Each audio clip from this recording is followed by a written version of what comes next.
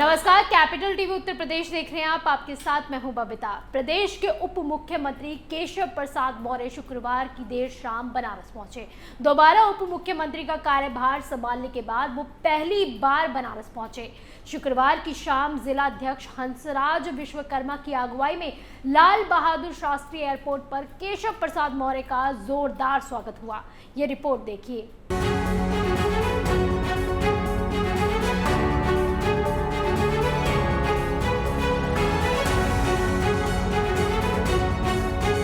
केशव प्रसाद मौर्य देर शाम बनारस पहुंचे। उनके आगमन पर उनका भव्य स्वागत किया गया।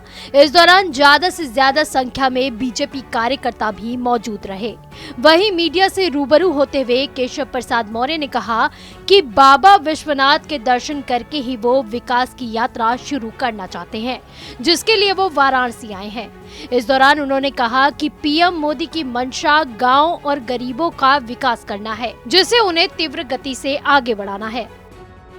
उत्तर प्रदेश में बाबा विश्वनाथ जी की नगरी में मैं दर्शन करके विकास की यात्रा शुरू करना चाहता था। आज उसके लिए ही आज यहाँ पर आना पड़ा, आया हूँ।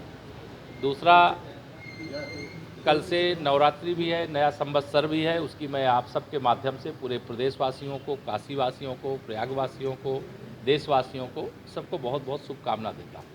हमारा लक्ष्य, हमारे माननीय प्रधानमंत्री जी की मंशा गांव और गरीब का विकास है और उस विकास की यात्रा को तीव्र गति से आगे बढ़ाने का काम। वहीं केशव प्रसाद मौर्य ने अपराधियों और माफियाओं को चेतावनी देते हुए कहा कि जैसा अपराध होगा वैसी ही कार्रवाई की जाएगी। जहां जरूरत होगी वहां बुलडोजर चलेगा। उन्होंने कहा कि यूपी में अब कुछ नहीं चलेगा। जिनको ये समझ नहीं है वो समझ ले। यूपी में अब ना ही अवैध रूप से कोई कत्लेआम होगा और ना ही अवैध निर्माण किया जाएगा, और जो ऐसा करने की सोचेगा उस पर कार्रवाई की जाएगी और इसी तरह जारी भी रहेगी। देखिए, अवैध अब उत्तर प्रदेश में कुछ नहीं चलेगा। जिनको अभी ये समझ नहीं है वो समझ ले। और अवैध रूप से कोई कत्लखाना चलाएगा, अवैध रूप से कोई निर्माण कोई प्रकार का करेगा, तो निश्चित तौर से उसके खिलाफ कार्रवाई होगी। वो कार्रवाई हो रही है और वो कार्रवाई जारी रहेगी। इस दौरान केशव प्रसाद मौर्य ने सर्किट हाउस में कार्यकर्ताओं के साथ बैठक भी की। वाराणसी के सर्किट हाउस में मीडिया से बातचीत करते हुए उन्होंने कहा कि यूपी में अब कोई अवैध कारोबार नहीं चलेगा। जो जिस तरह का अपराध करेगा उसके साथ वैसे ही कार्रवाई की जाएगी और वो कार्रवाई शुरू भी हो चुकी है। बलिया में इंग्लिश के पेपर लीक होने के सवाल पर और DIOS ब्रिजेश मिश्रा की अकूत संपत्ति के सवाल पर डिप्टी सीएम केशव प्रसाद मौर्य ने कहा कि आप दिखा रहे हैं कि क्या कार्रवाई हो रही है। बच्चे देश का भविष्य है। भारत के भविष्य के साथ जो भी खिलवाड़ करेगा, उसका जो भी हिस्सा बनेगा, उसके खिलाफ जितनी कठोर से कठोर कार्रवाई होगी वो की जाएगी।